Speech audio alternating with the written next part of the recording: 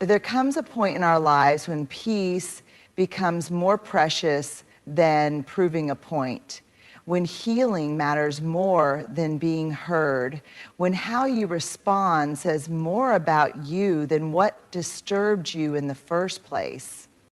But let me be clear, this isn't about pretending. It's not about bottling things up or becoming numb. No, it's about anchoring yourself so deeply in truth, so rooted in your own worth that you don't flinch when life throws its usual chaos. You don't pretend nothing disturbs you. You transform how you carry it. Acting like nothing disturbs you doesn't mean things don't hit you.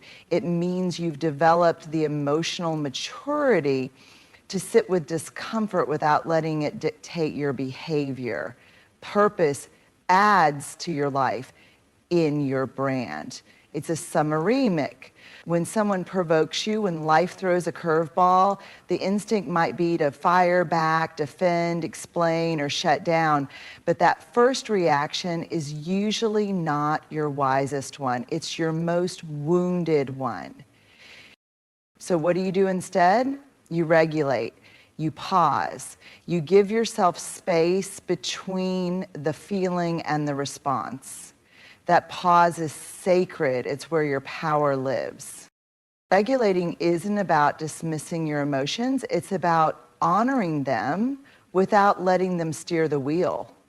It's taking a breath and asking yourself, what's actually happening here? What part of me is activated?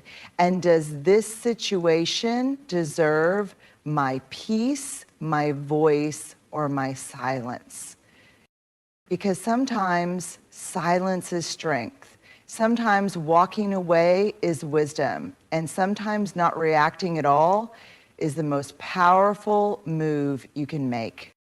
Emotional regulation is a muscle, and every time you choose calm over chaos, response over reaction, grace over drama, you strengthen it, not because you're numb, but because you're done letting the world yank your soul around like a puppet.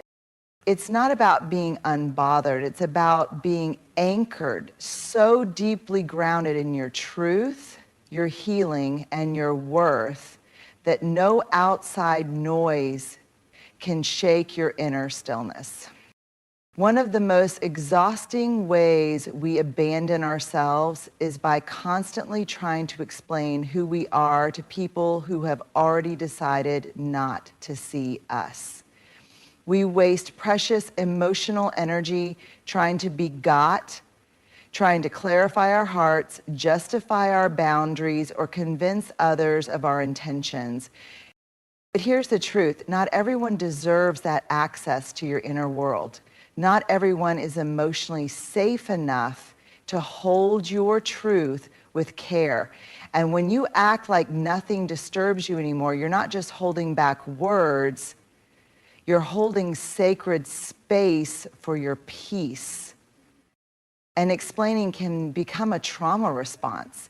It can be the byproduct of childhoods where love was conditional, where being misunderstood felt dangerous, where we learn to over-explain, over-apologize, and over-perform to avoid rejection. But adulthood invites you into a different truth. Being understood is not a prerequisite for being at peace. Sometimes the most powerful thing you can do is let someone misunderstand you and walk away in silence. Not because you're cold, but because you're clear, you've stopped negotiating your worth in rooms that trade in confusion. You know who you are, you know your heart, and you know that trying to translate your truth to people who listen only to judge is like shouting into the wind, loud, draining, and futile. You stop explaining. You let your life speak louder than your words. You let your peace say, I'm not here to be dissected. I'm here to live. And in that moment, when you stop fighting to be seen, something sacred happens. You finally start seeing yourself. That's not detachment, it's healing. That's not arrogance, it's alignment. And that's how you begin to act like nothing disturbs you anymore, because you no longer need approval to feel at home in your skin. Acting like nothing disturbs you doesn't mean you've stopped feeling. It doesn't mean you've hardened or disconnected. In fact, the people who seem the most calm on the outside are often the ones who've done the deepest inner work, because they allow themselves to feel it all, just not publicly or performatively. You see, maturity isn't about emotional suppression. It's about emotional discernment. It's learning that not every emotion needs a microphone. Not every reaction needs an audience. Not every disappointment needs to be broadcast in real time. You're allowed to feel anger, hurt, betrayal, sadness, but you don't owe the world a front row seat to your healing. There's power in private processing. There's safety in keeping certain emotional responses close to your chest, not out of fear, but out of self-respect. You're not hiding what you feel. You're holding it until you can meet it with wisdom, not just reaction. You journal it, you pray it, you cry it in the shower, you voice note it to a safe friend, but when you step into the world, you carry yourself with dignity, not because you're pretending to be fine, but because you've honored your pain in a space where it can be held and healed, not judged and dissected. Showing what serves you means asking, does this emotional expression serve my growth, or is it feeding my ego? Does sharing this pain lead to connection, or is it trying to make a point? Is my vulnerability sacred here, or is it being spent where it won't be held? You feel it all, but you choose what comes through. You don't wear your wounds as armor or currency. You learn to navigate life with both a tender heart and wise boundaries. And that's not repression, that's sovereignty. Because in the end, acting like nothing disturbs you isn't about faking peace, it's about protecting it. And to protect it, you must feel everything, and then let only what's true, wise, and necessary make its way to the surface. That's emotional integrity, that's grace under fire, that's power rooted in peace.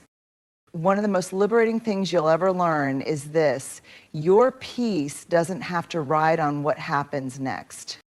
So much of our inner disturbance isn't caused by what's happening in the moment, it's caused by our attachment to how we thought things were supposed to go.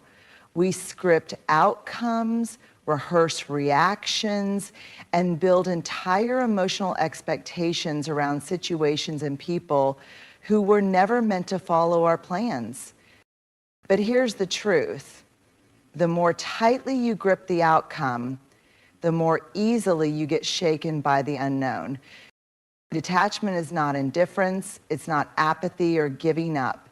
It's a deep spiritual release of trying to micromanage the things that were never yours to control in the first place, other people's choices, opinions, behaviors, feelings, or even their understanding of you.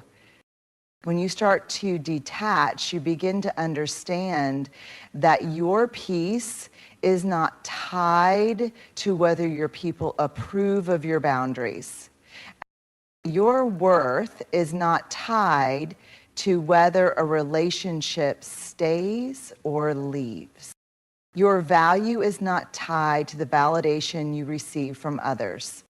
You show up fully with presence, love, clarity, and intention, but you release the rest, you do your part, and then you let go. Because you finally learn that clinging to outcomes is like trying to hold water in your hands. The tighter the grip, the quicker it slips through. When you act like nothing disturbs you anymore, it's not because you stopped caring. It's because you stopped trying to control what doesn't belong to you.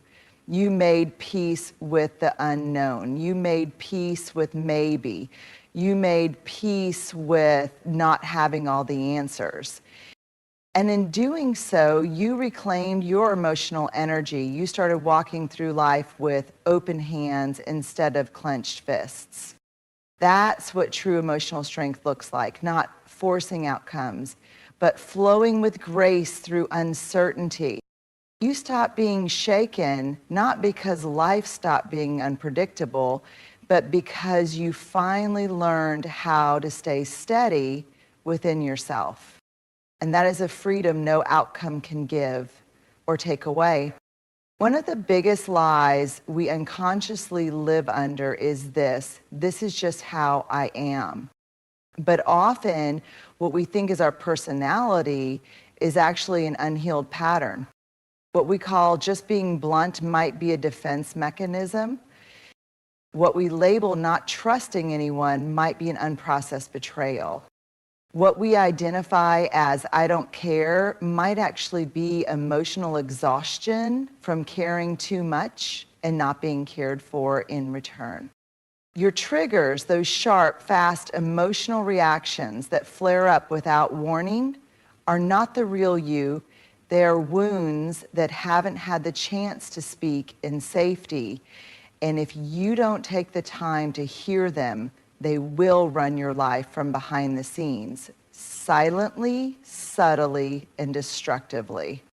The truth is, triggers are teachers. They point us directly to where our healing still lives. When you feel yourself overreacting, shutting down, lashing out, or withdrawing suddenly, pause, ask yourself, what does this remind me of? Who made me feel this before? What story am I telling myself right now? Because most triggers aren't about the current moment, they're echoes.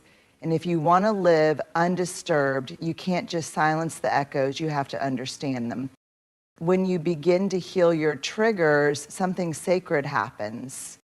You stop making others responsible for your emotional balance. You stop interpreting every challenge as a threat. You stop projecting your pain onto people who didn't cause it.